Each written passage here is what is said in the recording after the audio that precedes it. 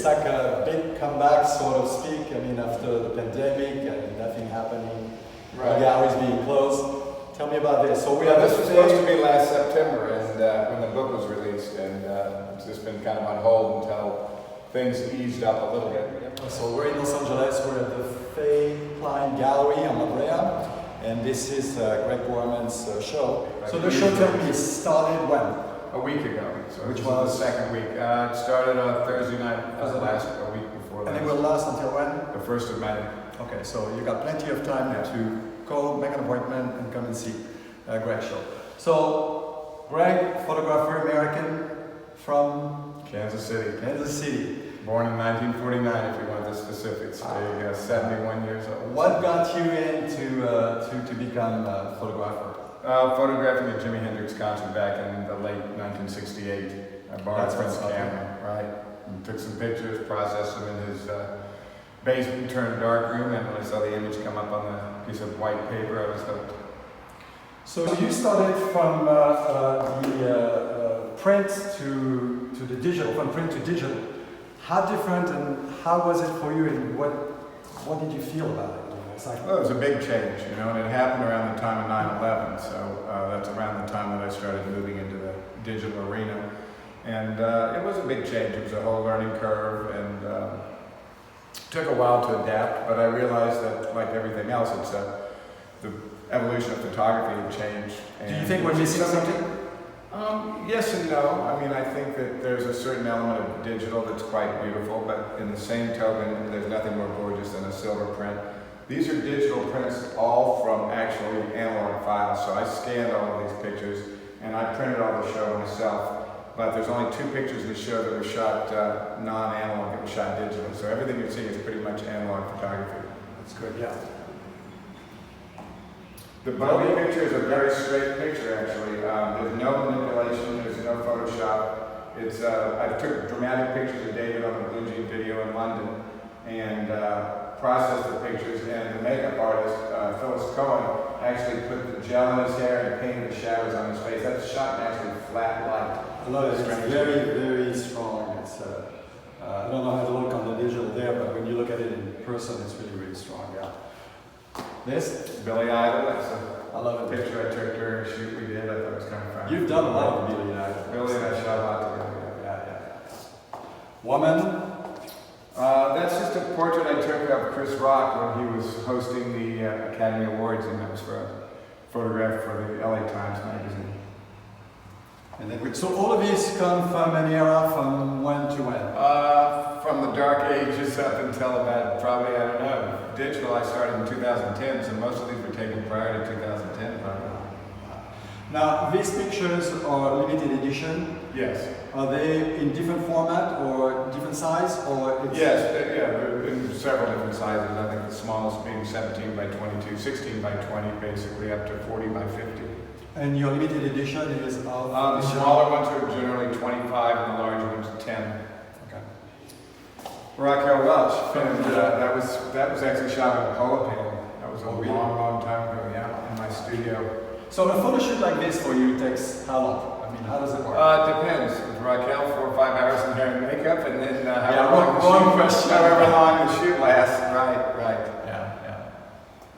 Not that she needs 4 or 5 hours in makeup. Usually it was a process with Raquel, but she was always great. I mean, she came out looking beautiful, but she looked beautiful when she went into hair and makeup. It's like a lot of women, they're insecure with themselves, and Raquel walked in with no makeup on, looked spectacular, but you know, they feel more comfortable after it's all done, said and done. John Waters. Yeah. Real character. Yeah, John has been with you for a long time. Yeah, exactly. That's a rare photograph of Holly Woodlawn, who had starred in a lot of the Andy Warhol movies. It was late in his life, and I asked him if he would do a picture out of his Holly personality. Holly was really his persona. He always was dressed as Holly Woodlawn, and that was who she was, however you want to refer to her. The iconic Michael Jackson, that was when?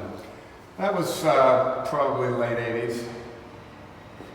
Was it easy to work with him? Awesome. He was one of the easiest people I ever worked with, because whenever Michael and I would shoot, he would call me 2 weeks out before the session, and we would discuss pretty much what we were going to do. So it was a very open, easy conversation in terms of what we were going to do. It was pretty well laid out in advance, and he was great to work with. Where was it? When In my studio. Your studio also? Yeah. And That's you can see Glenn Close is Glenn Close, we see over there, yeah. What was she doing in those days? That was from a movie she did called Maxie, where she played a bunch of different chemicals. That's right. I love this picture. Quentin Crisp. Love these guys. He came to the studio at 10 o'clock in the morning. I said, Quentin, would you like a cup of tea? He goes, no, but a beer would be lovely. That was great. And that was also one of my favorites, Grace Jones. That was for an She was a cafetiere. Yeah, she's great. She's one of my dearest friends. Always larger than life. Larger than life, yeah, exactly. And then we move on to this one. Tom Waits I shot in the late 70s, and it was when you really had a lot of time with the talent. We did 3 days of pictures. I'd pick him up at the Tropicana Hotel at 8 o'clock in the morning and drop him off sometimes well after midnight. And we did 3 days of pictures together, which was amazing. The last time I shot Tom, which was still many years ago, I had him for 30 minutes at a Chinese diner in Santa Rosa for a 10-page layout for the London Sunday Times. So that'll show you how the realm of celebrity has certainly changed over the years. This is Gabriel Byrne in my studio down on Beverly. And I love the picture. It looks like something from The Third Man. Yeah, Kind of like a Man Ray, who was It's one of my true. favorite photographers. Yeah. And that was Johnny Depp from John Waters' movie Cry Baby. You know, he has something, it reminds me of something of a DiCaprio a little bit in this. The guy this Johnny. picture. Yeah, yeah. And Sophia, I shot that in Rome in 1994. She was 60 years old when I shot that. Wow, wow. That's something. I mean, that's an icon of a late. Right. And then here we have, of course, Jagger. What was that? That was for a video I was working on with Bette Midler for Beast of Burden, and Nick kind of guest spotted in the video. And that was a scene they were going in to get in the limousine, and I said, let's just try a shot like a Ron Galella, paparazzi picture. So Nick and Bette just kind of acted out of the scenario. So that was staged, but that was More not or less staged. Yeah, Was it that's actually- not real. That's not. Well, it was spontaneous, but Right. it wasn't like me catching him in a limousine. It was not an attitude. No, that's not that. And then this, That was a story I did for German Vogue. The art director said, who did I know that were like unlikely people to be together? And so I got Billy Idol and Eric Roberts, who were friends, and the girls who were friends of mine, Elizabeth Notley and Ken Snowden and Robert Wagner. And RJ plays the limousine driver, and at the end he steals the 2 girls. So that was kind of that story. That's cool. And that was Andy when I photographed him for LAI Works. I got him to take the glasses off, and I just did a few portraits. Were you friend with Eddie? Yeah. I knew him through interview and working in the magazine and everything. So you know also the painter Keith Keith, not really. I met Keith. Because they were very, very good Yeah, friends no, I together. know Keith and Basquiat. I didn't really know them. Met him obviously, but I didn't know them. I was lucky. I met them in New York, but I met them through Keith Haring. And yeah, that's the one I was saying. There's something very resembling to You. You're right. You're right. You're right.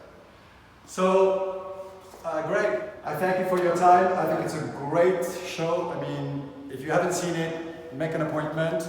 That's the only way you'll be able to get in, but it's well worth it. It's on La Brea. What's the address? 148 North La Brea. 148 North La Brea at the Fahey Klein Gallery. Okay, cool. Thanks.